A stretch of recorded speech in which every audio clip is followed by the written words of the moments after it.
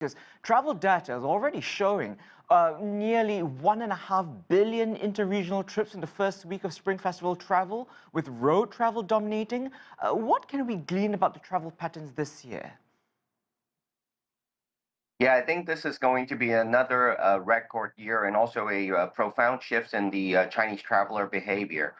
As you have mentioned, road travel accounts the bulk of the travel, about 80%, with self-driving. I think it shows that the dominance reflects the massive highway network expansion that we have in China, and also the growing middle class, their preference for flexibility and family-centered travel, and also the especially electric vehicles becoming more affordable. And also, we're seeing a what we call a reverse Spring Festival trips, where parents are traveling to major cities to join their children.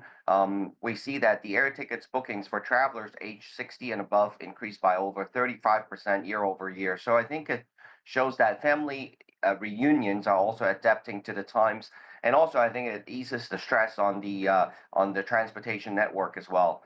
And also, I think people aren't just going home anymore. There's this phenomenon what we call north-south exchange, where southerners from southern part of China goes to the northern part to enjoy ice snow tourism, where people from the north escapes to the south for a warmer Chinese New Year. So many interesting trends to break down. Let's start with the aviation sector. As you say, like lots of people now traveling, and airlines, of course, reporting big jumps in reservations, not just in seniors. How do you think the aviation sector prepares for this surge? Yes, so the aviation sector has been responding with both capacity expansion and also route optimization. So a lot of the airlines are deploying additional wide-body aircraft on the high-demand routes, particularly to Southeast Asia and also Northeast Asia. Budget carriers are also responding very high load factor of above 95%. So for international routes, we're seeing three key developments. So I think first, the Southeast Asia remains the core market, with Thailand, Singapore, Malaysia leading. Secondly, I think long haul demand is very strong as well, especially to Europe, and also to places where there is a no visa requirement. So we're seeing a huge surge in traffic going to Turkey. We see a 320% increase, and also some of the other places in European countries, because this year we actually get 9 days holiday, so a lot of the travelers can go a little farther than before. Ah, very interesting. And Jonathan, also, I was just reading a report this morning with Chinese media saying that there's a growing trend of young travelers skipping traditional family reunions altogether, using the season to explore smaller towns across China instead. What's behind this? Is that along the same lines of what you're talking about with the reverse reunions, parents traveling to them?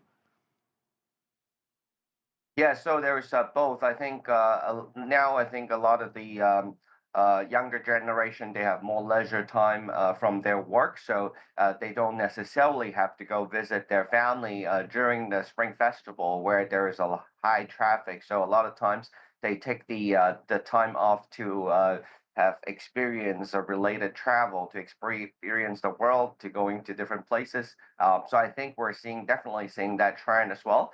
And also, with their parents retiring, also they can spend more time in their cities, and so they don't necessarily have to follow the traditional pattern where oh, we must go home for Chinese New Year. Mm. Now, this whole travel rush period, the Chunyun, always describes the largest human migration. What sort of, crowd control management systems need to be put in place to ensure a smooth running of this whole period?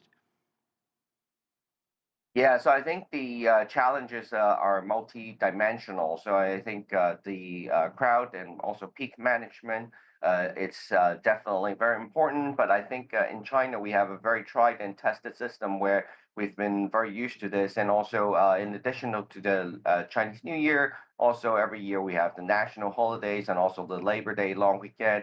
And I think most importantly, one of the most challenging factor would be the weather, as there may be winter storms or cold fronts. So a lot of the airports and train station, they've put in smart de-icing systems, and also I think with the use of AI dynamic scheduling to have more better crowd control and also better transportation to take the passengers on their road. So I think that is becoming more and more important, but it's easier to manage.